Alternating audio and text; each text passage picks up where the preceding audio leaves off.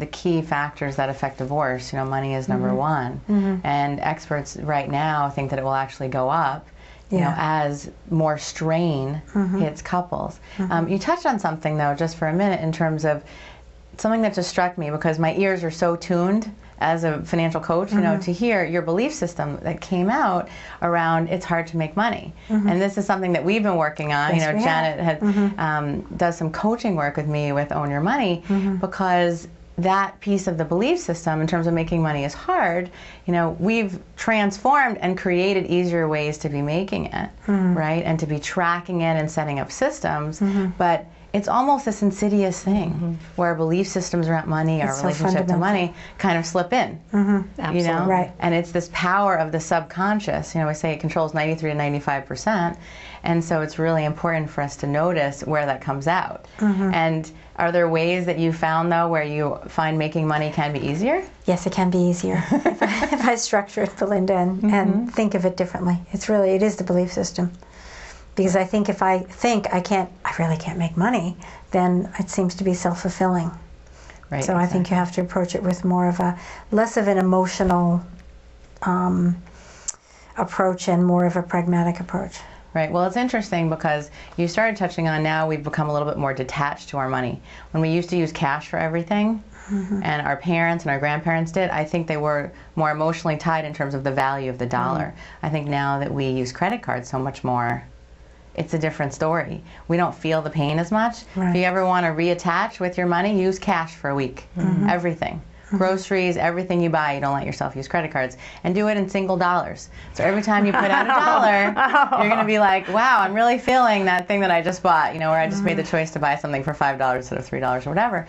But it's all about our relationship to money. And, I'm glad that you brought that up, because that, in terms of making money, is hard, especially right now. A lot of people sit in and they hold on to. And it's just so important to be seeing that and transferring that to, a lot of my clients will now say making money is easy, joyful, and fun. I think I've heard where that. can I start to take that? Yeah. I think you might use that. I've had that written down, yes. Right. But to really keep reminding themselves of that. So thank you for joining us today, Janet. Thanks. I appreciate it. Gail is going to stay with us as we bring a couple on to talk about the effect that money has on our relationships. And we'll be right back. Thank you. Welcome back to Money on Your Mind, and today's topic is money and relationships. And we're now joined with Jim and Ann Lawrence.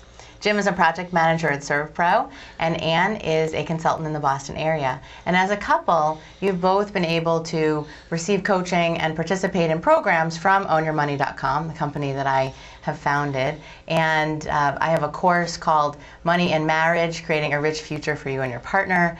And it's just such a pleasure to be able to have you here today and to share with our viewers what's possible with money in their marriage.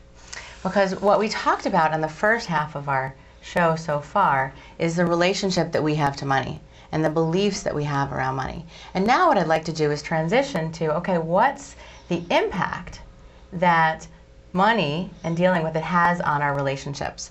So, Gail, if you can start as a couples counselor, what are the biggest issues that you see when you help couples around money? I think the biggest issue is how difficult the issue is to talk about. And so what I tell couples is, if you're in it for the long haul, if you hope to have a long marriage, take your time, slow down, because the discussion is so difficult. What happens is most people go into their stress, fight or flight place. And when that happens, the ability to communicate effectively, and even more importantly, the ability to listen effectively, really diminish. And so what has to happen is you have to look at the discussion as a long-term project where you go in, you start talking, and then you try to notice how reactive you're getting. And so when people get reactive, rather than have the discussion escalate and have the quality of the discussion really go south, as I like to say, just take a time out and just notice, and then each person try to calm yourself down and then go back in when you're ready. Because it's a very long-term, process. Yeah, I can so appreciate what you're saying, and it shows us how the belief systems that we spoke about with Janet play out in all of our conversations about money. Absolutely. And I know, Jim and Ann, how have you seen money play out in your relationships? And we've talked about, how can you be a team together, a united team in handling your money? Because often I find, we touched on roles earlier too, that there's certain roles that we default to around money, but how can we actively choose the roles that we want and be in it together? I think one of the greatest things about Own Your Money as a couple, and it speaks to exactly what you were saying, that the model of, on any team, there's an offense and a defense. So our relationship to money can be one of being an offensive player or a defensive player. It's useful in a couple to know if you're the offense or the defensive lead. And that was probably one of the biggest gifts that we got.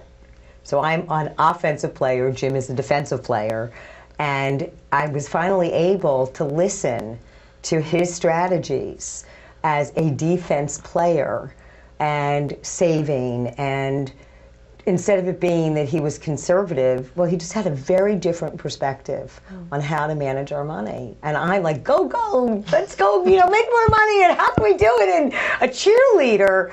And it's a great part of our partnership. And really, it enabled us to communicate, to trust each other, to be vulnerable, and to listen in a way that we never, ever had before. I think also what became available inside of that realization was appreciation for each other's position more. Right. So there was rather than, oh, there's that thing that makes me upset, I think each of us was like, oh, okay, there's that strength showing up in her that I don't necessarily relate to.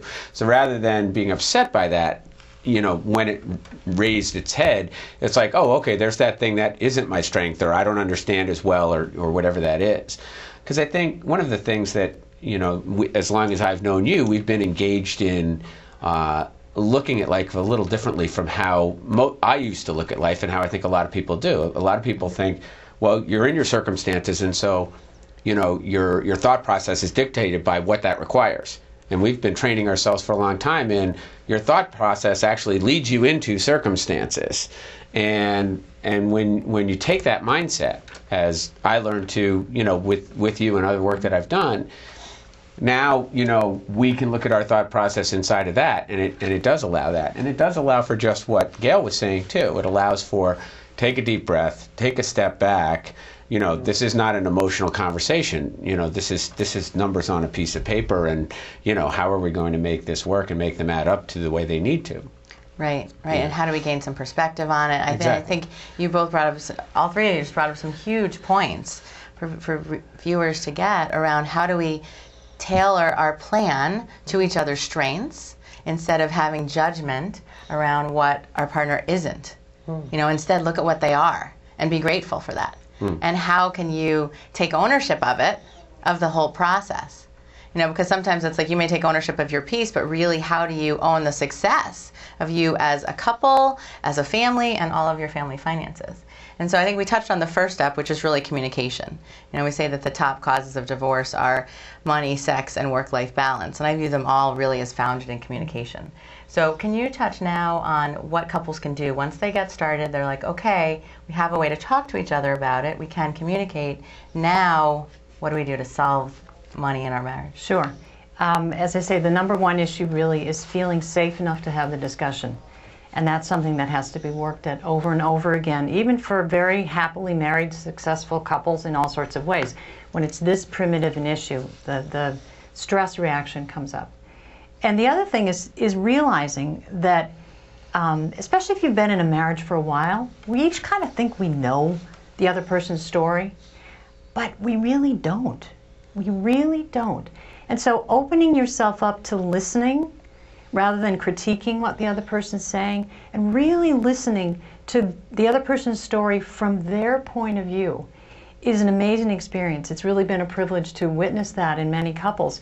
People have been married a long time and really come to realize they don't get it, even though they think they do.